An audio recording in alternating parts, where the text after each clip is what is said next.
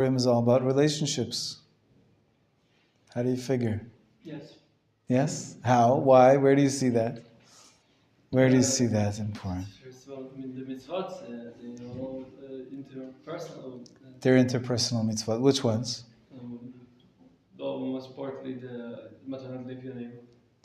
Interesting. Matanot Levyanim. That we give tzedakah no matter how their position is, to whoever stretches out their hand. Right. And also Mishlach Manat, that we give gifts to people that are near us. But right.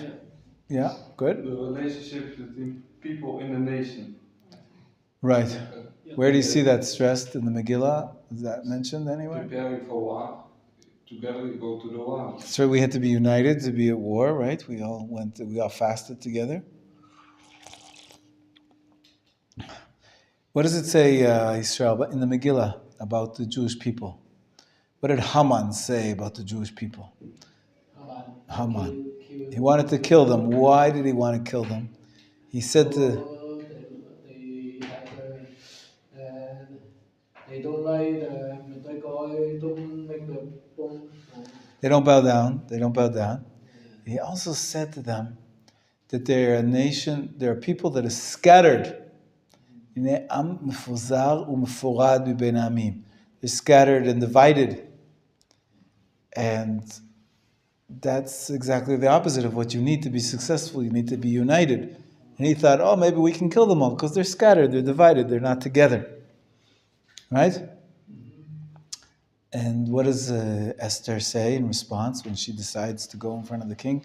She says, Lech kanosat kol hayudim. Go gather all the Jews. Gather them together. We have to pray together.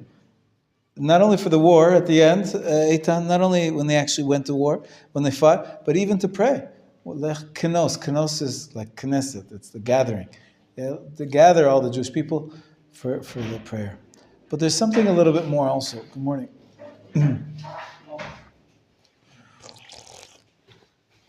Most of the Jewish holidays we celebrate as a family.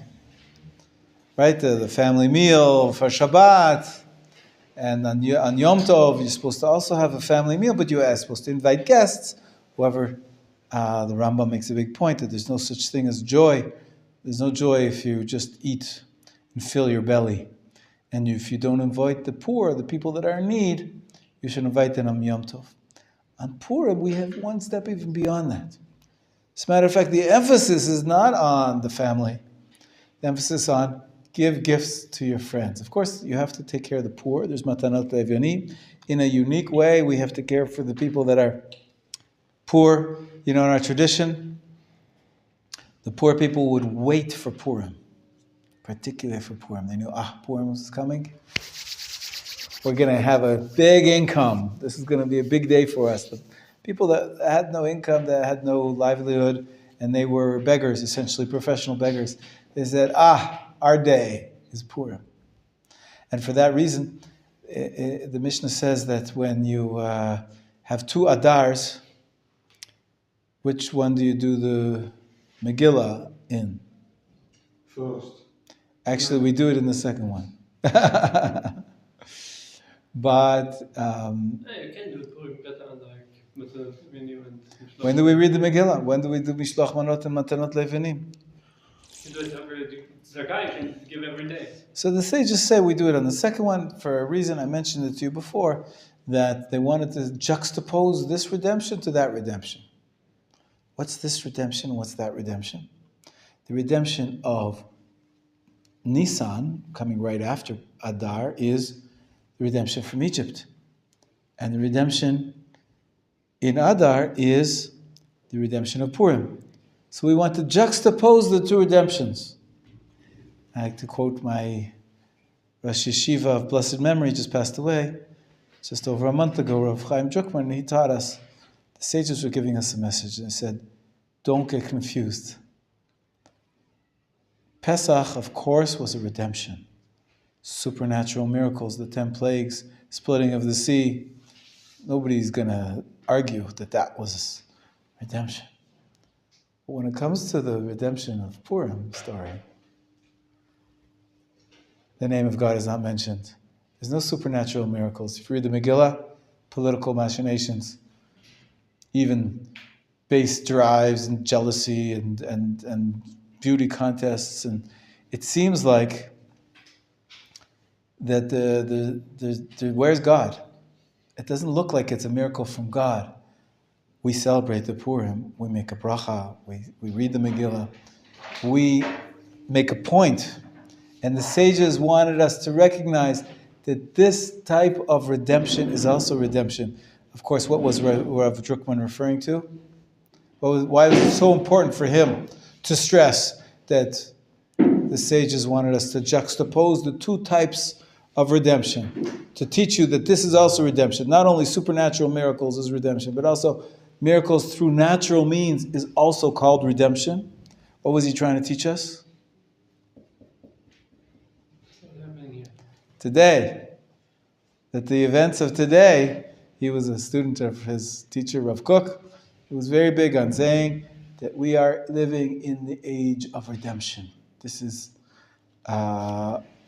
miraculous, and we can call it redemption, even though you could say, well, we haven't seen the sea split, we haven't seen supernatural miracles.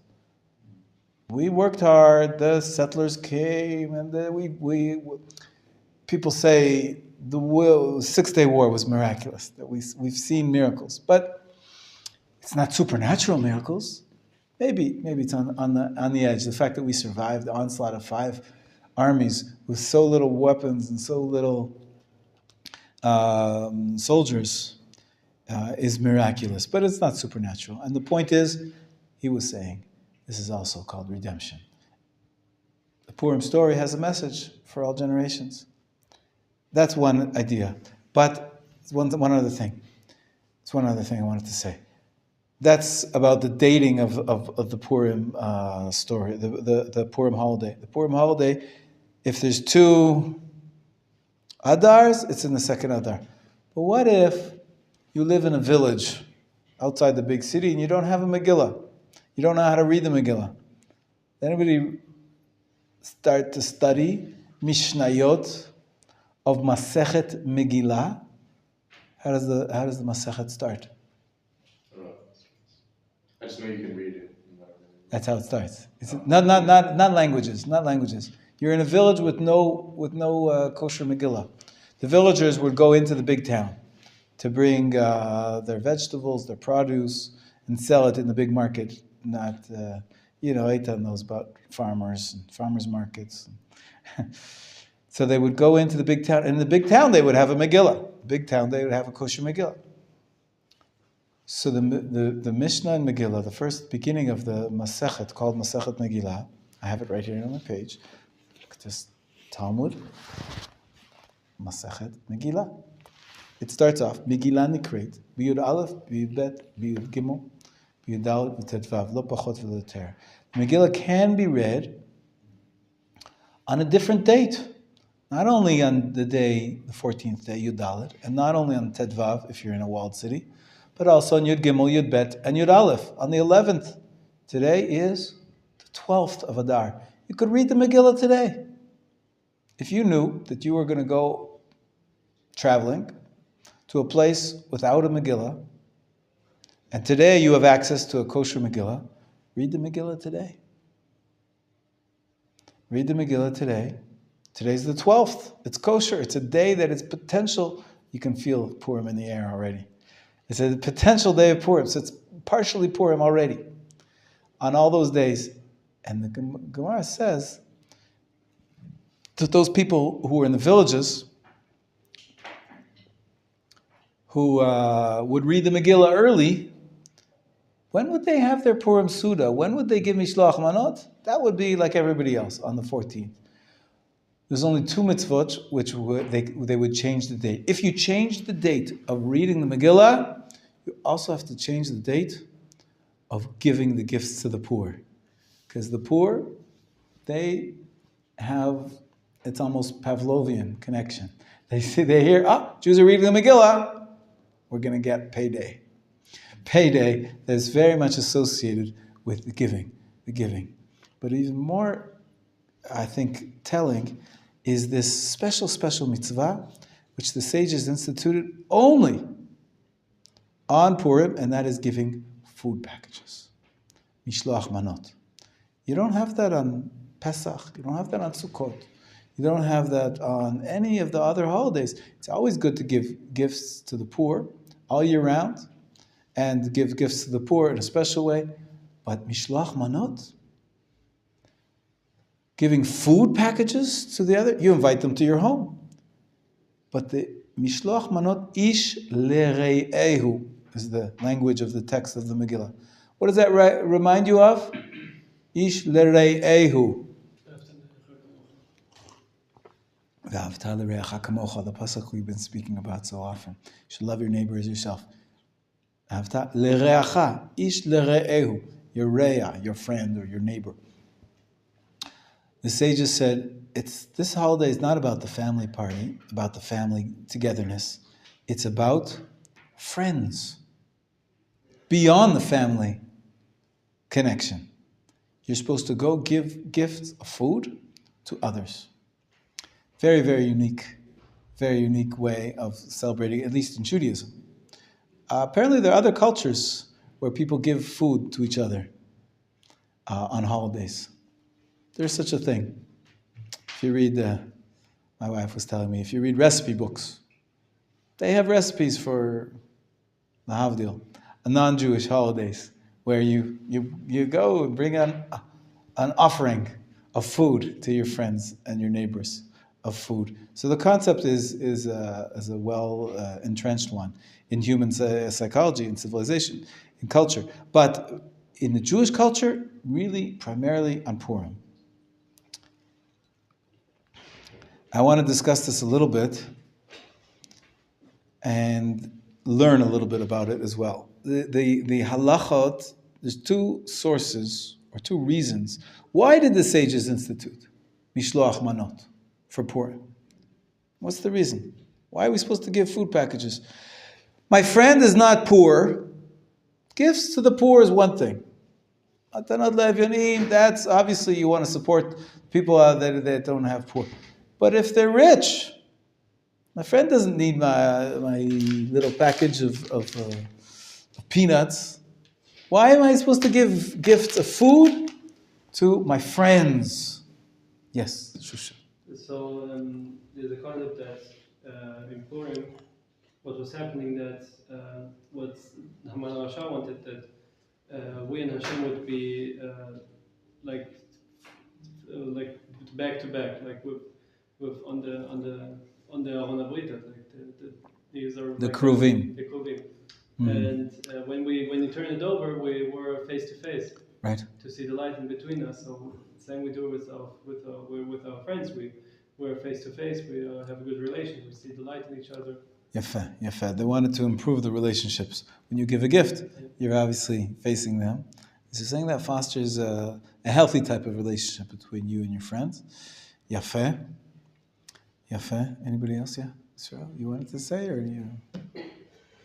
I thought you were raising your hand. Maybe you had something to add. So we find in the poskim, the various writings, two major reasons given for Mishloach manot. One is by the Maharil, the Trumat HaDeshen. Trumat HaDeshen was a famous a book of responsa, actually. And he writes that the reason for Mishloach manot is because the sages wanted everybody to have a Purim Suda. You wanted to have, one of the 4 mitzvot of the day is to have a big meal, to have a celebratory meal. Mishteh. Right? We talked about the 4 mitzvot of Purim. I'll start with a mem. Megillah, Mishloach manot, Matanot Levyonim, and Mishteh. Mishteh is this, okay, it's a drinking party. You drink too, but you're supposed to have a big party. So he says the sages want to make sure that everybody had enough food for the party. They have to have a big meal, more than usual. You have to have a big meal. So they said, well, give each other packages of food. The food is primarily so that they could have enough food for the meal. Just like there's a mitzvah on the Gabbai Tzedakah before the festival of Pesach, that they have to make sure that everybody, even if somebody poor has enough wine for 4 cups of wine, you have to have enough food for the Suda of Purim, and that's why they instituted Mishloach Manot. What if somebody's rich, he has enough food? Doesn't matter. What are you going to say? Only give food to the poor people? They'll be embarrassed. They'll be embarrassed. Like the idea of Matanot Levyanim. We don't go on the day of Purim, we don't go checking up their bank accounts and checking up their tax-exempt status. Are they a recognized tzedakah? Whoever gives money, we give. We don't want to make any distinctions between any Jew of any color, race or creed or kind. Same thing with the food. Food, the real reason is we want to have people that have food so that they can fulfill the mitzvot of mishteh, the mitzvah of having a big meal.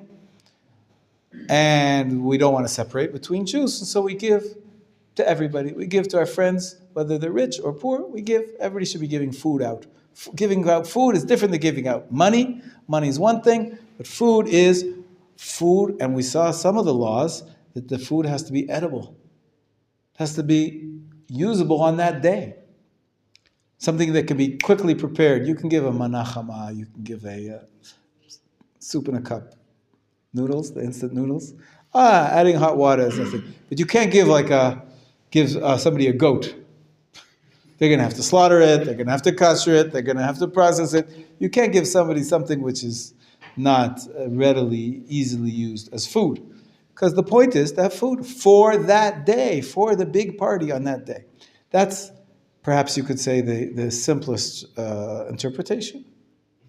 That the food, Mishloach Manot, is in order to have the Seudah. However, there's a famous commentary. The author of Manot HaLevi is Rabbi Shlomo Kluger, if I'm not mistaken. Just pulling it up here to make sure. 1 second. Excuse me.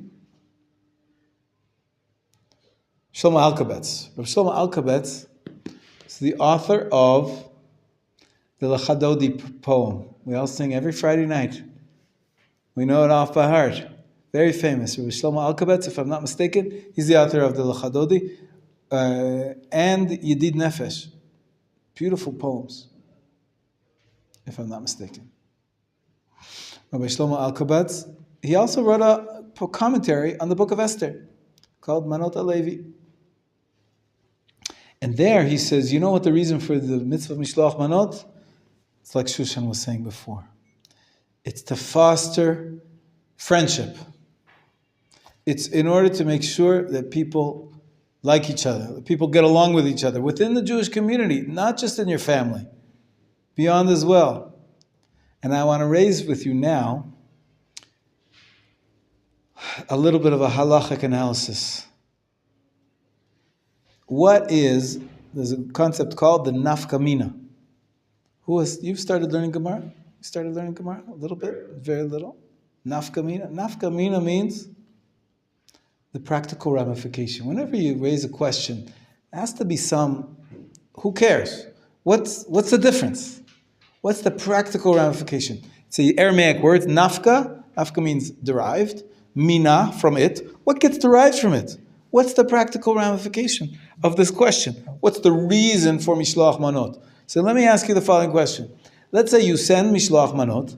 Actually, some people say you're supposed to send it with a messenger. Because the words say Mishloach, to be sent. So you send with a shaliach, you send with an agent. You have to use an agent. In any case, you send it. Or let's say you bring the Mishloach Manot yourself. Go to their house. Nobody's home. And you can't give it to them because they're not home. Some people leave it at the door. In Israel, it's quite common. Nobody's going to steal it. In other cities, you leave something by somebody's door, it'll be gone before long. But people give packages, but leave it by the door. But what if they don't come home that day? Well, they won't be receiving the package on that day. I'll give you a better example. Let's say you bring over a package of food. Shushan, Purim Sameach. Here's a package of food. Shushan says to me, I don't want it. I don't want to accept it. You fulfill your mitzvah. Did you fulfill your mitzvah or not? You fulfilled your mitzvah. Did I or not? I wanted to give you the food, but you didn't receive it. I received it, but You want to do rejected the it. mitzvah. I wanted to, but did I or not? Did I fulfill the mitzvah? Do I have to go find somebody else to give my food to? I guess so. So let's think about the two reasons. Did your part. What I could do is like If the reason is that I'm supposed to give you food for the meal, do you have my food for your meal? You didn't receive it. You didn't accept it. You could, but let's say you didn't. You said, I don't want to receive it. I can't. It's food. Let's say I give you food which is not good for your diet. Can you imagine such a food package? Let's say my daughter, she's celiac. She's not allowed to eat gluten. Somebody gives her bread.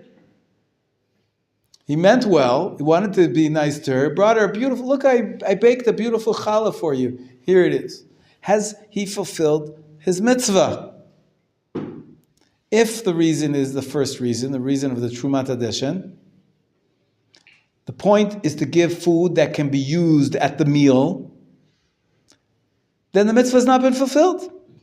Because he can't have the meal. My daughter can't have that bread. And if he didn't receive the food, if he says, I don't want to take it, you haven't done the mitzvah. The mitzvah is to give food that can be used at someone's suda. If they don't receive it, you haven't done the essence of the mitzvah. The essence of the mitzvah is to give over food that can be used to somebody else. But if you say that the core rationale of Mishloach Manot is to foster friendship, is to be a gesture to show goodwill, then even if you didn't receive it, I showed you that I wanted to give you a gift. And even if I can't use it for my meal, the gift is nice. I can give it to someone else. I can, So this is an interesting discussion. Depends how you understand the mitzvah of Mishloach Manot. If it's about having the meal, having food for the meal, it has to be received. And it has to be something that the other person can eat. But if not, if it's just about goodwill, then you could have it, it's still kosher. But for example, if I gave bread to your daughter, and your daughter gives it to you because she can't eat it, then you also fulfill the mitzvah? Well, according to the first reason, I think you haven't fulfilled the mitzvah. The point was to give to her. She can't eat it. Hanano says we will fulfill your mitzvah, right? It's a Ramah, actually. I believe the Ramah says that Moshe Isserlis, in his comments on the Shulchan Aruch, he says that you fulfilled the mitzvah. But he's not the only posek around. Some people say you should be careful because there's another reason. The other reason is that it has to be received. It has to be able. The person has to be, if he wants to eat something else in the end for his suda, he can have a different type of food. But it has to be food which is able to be used for the suda. And if it's not, if he doesn't take it, if he doesn't receive it, then you haven't fulfilled your obligation according to the Trumat Hadeshen, according to that first reason. So this shows you really this idea. Another thing is, so far so good? So far so good? What happens, let's take the opposite case.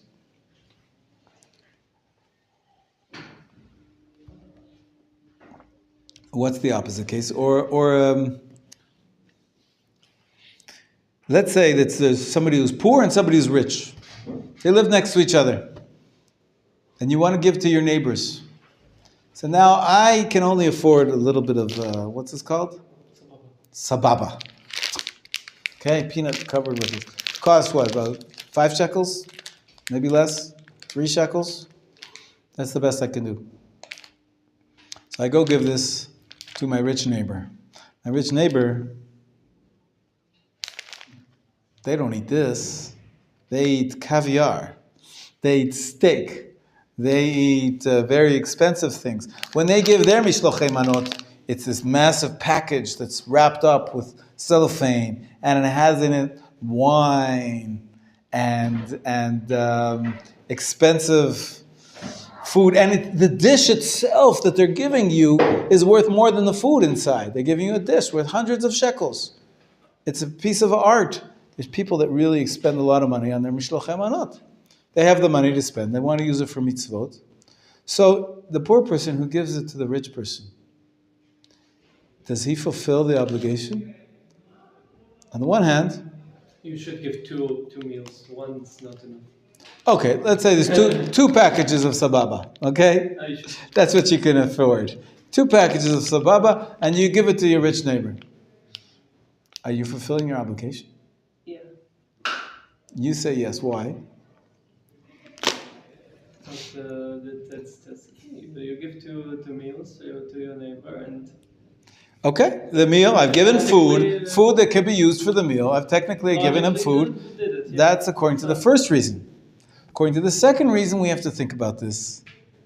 If it's to foster goodwill, well, maybe we could say, well, they know maybe that you can't afford it, and so the point is to show goodwill.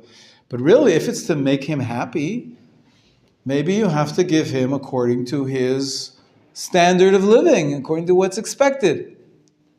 Maybe if you don't give him something that's really considered to be a nice gift to him, you haven't fulfilled your obligation of showing him goodwill. Let's take the opposite case. The rich person, he's giving to a poor person. He wants to fulfill his mitzvah. So obviously, if he gives him a lot of very expensive things, for sure, the poor person is going to feel very honored and very happy to receive the food, and he'll have probably the best meal of his year. But what if he says, well, this guy's poor anyways. I know all he eats is bread and water, and why should I give him my expensive dishes and my expensive wine? He doesn't know the difference between expensive wine and cheap wine. So I'll give him the cheapest thing I have, maybe some sababa. Someone else gave me some sababa, I'll give it to him.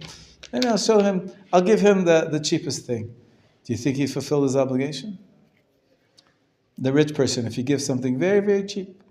On the one hand, it's the level that the poor person is used to. He's used to having bread. You give him a piece of bread, he's happy. So you've made him happy. On the other hand, are you really showing goodwill? Are you really doing the mitzvah in the way which is expressing your love?